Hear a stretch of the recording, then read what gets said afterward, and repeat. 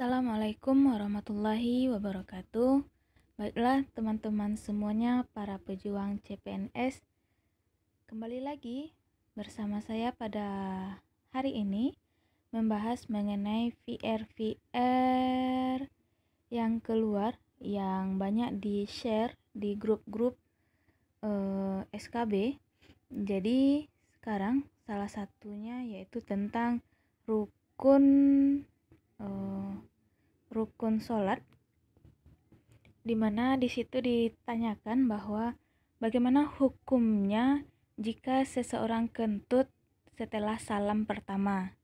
Jadi ada soal kemarin, bagaimana hukumnya jika seseorang kentut setelah salam yang pertama. Itu artinya dia kentut di sebelum salam yang kedua. Telah selesai salam pertama, di salam kedua dia kentut.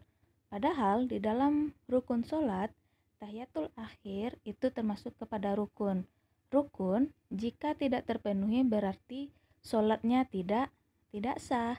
Tapi yang ditanya di sini adalah salam yang kedua. Jadi mari kita lihat penjelasan di sini. Dalam hadis Nabi Shallallahu Alaihi Wasallam mengatakan bahwa kunci sholat adalah bersuci. Yang mengharamkannya takbir dan yang menghalalkannya salam. Jadi artinya di sini salam termasuk kepada rukun sholat. Jadi sholat tanpa salam itu berarti sholatnya tidak sah. Tapi bagaimana dengan salam yang kedua? Mari kita dengarkan penjelasan yang selanjutnya.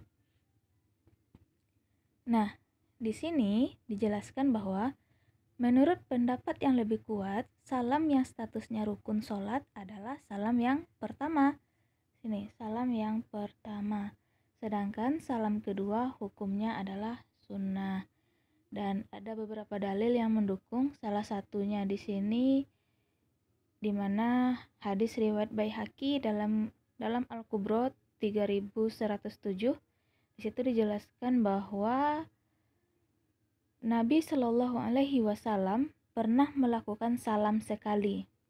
Jadi nanti ada penjelasannya lagi, tapi mayoritas di sini para ulama sepakat bahwa yang salam hanya yang termasuk rukun hanya salam pertama, sedangkan salam yang kedua tidak termasuk rukun. Jadi kalau dia kentut setelah salam yang pertama berarti sholatnya tetap sah, karena salam yang pertama rukun dan salam yang kedua sunnah.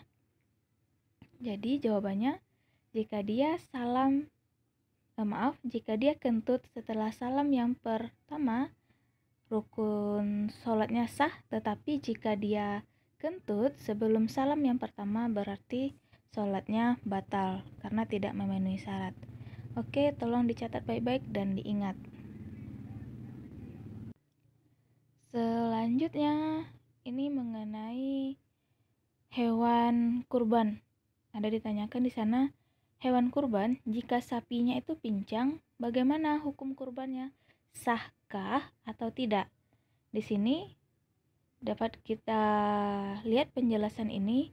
Menurut para ulama Syafi'iyah, berarti ulama yang berpaham Syafi'i, bersepakat bahwa hewan yang bisa menjadi syarat-syarat untuk berkurban adalah hewan yang tidak cacat. Di sini para ulama Syafi'iyah sepakat bahwa hewan yang buta tidak sah untuk berkurban. Begitu juga hewan yang buta sebelah matanya, begitu juga hewan yang pincang kakinya, begitu juga hewan yang sakit dan kurus sekali badannya. Namun, para ulama Syafi'i berbeda pendapat dalam masalah hewan yang patah atau hilang tanduknya. Menurut mazhab Syafi'i tetap sah. Adapun jika terputus telinganya, baik semua atau sebagian telinga saja, maka tidak sah untuk berkurban. Jadi di sini dijelaskan bahwa hewan yang pincang kakinya, hewan yang sakit, hewan yang kurus, dan hewan yang buta itu tidak sah dijadikan sebagai hewan kurban. Tetapi berbeda jika tanduknya patah atau tanduknya hilang itu tetap sah. Namun di dalam soal SKB PAI yang ditanya itu adalah bagaimana jika hewannya pincang. Nah, di sini ulama Syafi'iyah sepakat hewan yang pincang itu kurbannya tidak sah. Ingat-ingat. Oke. Pembahasan selanjutnya di situ ada ditanyakan mengenai jika seorang laki-laki lupa untuk mengusap kepalanya ketika berwudu. Seorang laki-laki ketika berwudu dia lupa mengusap kepalanya dengan air. Nah, di sana apakah wudunya sah atau batal? Berdasarkan surat Al-Maidah ayat 6, kita merujuk kepada Al-Qur'an surat Al-Maidah ayat 6. Ya ayyuhallazina amanu iza kuntum ila sholah faghsilu wujuhakum wa aydiyakum ilal marafiq wamsahu biru'usakum wa arjulakum ilal ka'bain. Wahai orang-orang yang beriman, apabila engkau hendak sholat, maka basuhlah mukamu, berarti rukun yang pertama. Kemudian tanganmu sampai ke siku, rukun yang kedua. Kemudian sapulah kepalamu, rukun yang ketiga. Dan kakimu sampai ke mata kaki, itu yang keempat. Nah, jadi dalam sholat, hal yang paling penting sekali, rukun yang dijelaskan di dalam Al-Quran, itu yang pertama, basuhlah mukamu, kemudian tanganmu, yang ketiga kepalamu, dan yang keempat adalah kakimu. Nah, jika tinggal kepala, bagaimana? Jika tinggal kepala, ya tentu tidak sah, karena yang namanya rukun itu harus terpenuhi. Yang namanya rukun harus terpenuhi. Jika ada yang tidak terpenuhi, maka ibadahnya dianggap batal. Selanjutnya, soal populer di SKB tahun ini sepertinya yaitu bertayamum dengan tepung. Nah, bertayamum dengan tepung, apakah tayamumnya diterima atau tidak? Di sini dapat kita lihat ada pasal syarat tayamum ada 10. Yang pertama dengan debu, kedua debunya suci, 3 tidak debu mustakmal atau yang sudah digunakan, 4 tidak bercampur dengan tepung atau semacamnya. Nah, perhatikan di sini tidak bercampur dengan tepung atau semacamnya. Sengaja tayamum membasuh wajah dan kedua tangan dengan kaki dengan tanah. Sebelumnya sudah membersihkan najis, ijtihad menentukan kiblat, dan tayamum setelah masuk waktu, dan tayamum sekali untuk setiap sholat. Nah, di dalam 10 pasal tentang syarat tayamum, salah satunya adalah tepung. Jadi, yang perlu kita ingat adalah tayamum itu haruslah debu yang berasal dari bumi atau debu yang berasal dari tanah. Artinya debunya itu bukan debu yang karena tepung atau tepung yang kita serak kemudian kita usap tangan kita di sana, tidak. Tetapi debu yang kita gunakan adalah debu yang suci. Nah, di sini 10 pasal ini mengatakan bahwa tidak boleh bercampur dengan tepung atau semacamnya. Jadi jelas bahwa bertayamum dengan tepung itu tidak sah. Selanjutnya mengenai poligami. Ayat-ayat tentang poligami. Jadi sebenarnya ayat-ayat tentang poligami ini mengindikasikan satu syarat yang paling penting, yaitu adil. Ayat tentang poligami dalam Quran surat An-Nisa ayat 3, di sini dikatakan fankihu matabalakum min nisa'i masna wa sulasa wa ruba. Maka nikahilah olehmu perempuan-perempuan itu 2, 3 dan 4. Fa in khiftum alla ta'dilu, jika engkau mampu untuk berlaku adil. Jadi kalau ditanya tentang poligami, kalau yang ditanya nanti ayatnya, maka ini fankihu matabalakum minan nisa'i masna wa sulasa wa ruba.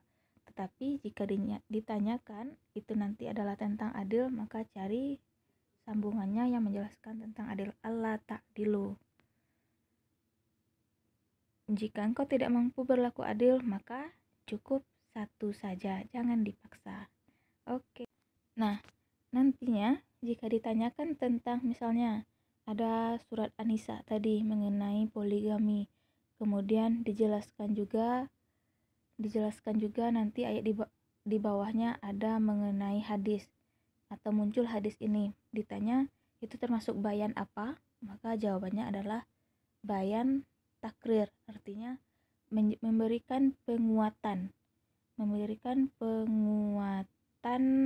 tentang berpoligami. Syarat utama berpoligami adalah adil. Nah, ini jika cenderung kepada salah satu dari keduanya, niscaya ia akan datang pada hari kiamat dalam keadaan sisi badannya condong. Jadi tetap harus berlaku adil baru boleh poligami. Jika tidak mampu berpoligami, maka jangan berniat untuk melakukannya, karena semua perbuatan akan dimintai pertanggungjawabannya. Jadi hadis ini berfungsi sebagai bayan takrir, bayan penguat. Nanti juga akan diberikan soal mengenai sebuah hadis, ar-rijalu qawwamuna minan nisa, laki-laki adalah pemimpin dari kaum perempuan, dan diberikan penguatan kulukum ra'in wa kulukum mas'ulun an ra'iyatihi. Jadi nanti antara ayat dan hadis yang diberikan secara beriringan itu menjelaskan tentang apa. Nah, di sini dapat kita lihat bahwa di sini kan kulukum ra'in wa kulukum mas'ulan, artinya jelas bahwa ini adalah hadis tentang kepemimpinan. Nah, yang ditanyakan itu hadis tersebut menjelaskan tentang apa. Jadi, kalau kita lihat di sini, hadis tersebut menjelaskan tentang tanggung jawab dari seorang ayah terhadap anak-anaknya, atau tanggung jawab kepala keluarga terhadap rumah tangganya. Oke. Selanjutnya mengenai contoh kitab tafsir bil ilmi dan contoh kitab tafsir tahlili. Silahkan dibaca. Yang pertama Gharaib Al-Quran. Kemarin saya ujian ini keluar dan saya rasa saya salah menjawabnya karena belum belajar. Gharaib Al-Quran Warogib Al-Furqan karya Nasyiburi. Jadi ingat saja awal-awalnya, karena jarang ada yang dipleset-plesetkan kalau mengenai kitab-kitab ini. Anwar Tazil Ruh. Nah, kitab tahlili yang paling terkenal Tafsir Al-Quran Nul Azim karya Ibnu Katsir, Tafsir Al-Munir karya Syekh Nawawi, dan ini. Jadi banyak contoh-contoh tafsir tahlili, tapi ini 4 buah yang saya kemukakan. Silahkan diingat-ingat awal-awalnya, atau kalau bisa semuanya, diingat semuanya. Selanjutnya mengenai ayat mengenai lempengan tektonik. Jadi sebenarnya ayat ini sudah ada di VR ayat-ayat populer kemarin yang saya sudah share seminggu yang lalu. Di sini ayat mengenai lempeng tektonik ini sebenarnya berkaitan dengan ayat gunung sebagai pasak. Nah, di sini kata kuncinya ini wahya tamuru marah sahab, bahwa Allah, apakah engkau kira gunung-gunung itu tetap berada pada tempatnya padahal ia berjalan. Nah, ayat ini An-Naml ayat 88 menjelaskan tentang gunung mengenai lapisan lempeng tektonik. Dan yang terakhir di sini hadis populer yang juga populer di SKB mengenai la yu'minu ahadukum hatta yuhibbu li akhihi ma yuhibbu li nafsihi. Artinya, tidak beriman seseorang di antara kamu sebelum ia mencintai saudaranya seperti dia mencintai dirinya sendiri. Rawahul Bukhari wa Muslim. Jadi, di sini cuma Bukhari saja, tetapi dalam kitab hadis Arba'in di sana dikatakan bahwa rawahul Bukhari wa Muslim, artinya ada di dalam kitab Bukhari dan ada di dalam kitab Muslim. Seperti kita ketahui, kitab hadis yang paling populer yang pertama sebagai rujukan itu adalah kitabnya Bukhari. Jadi sudah pasti hadis-hadis di dalam kitab Sahih itu adalah hadis sahih.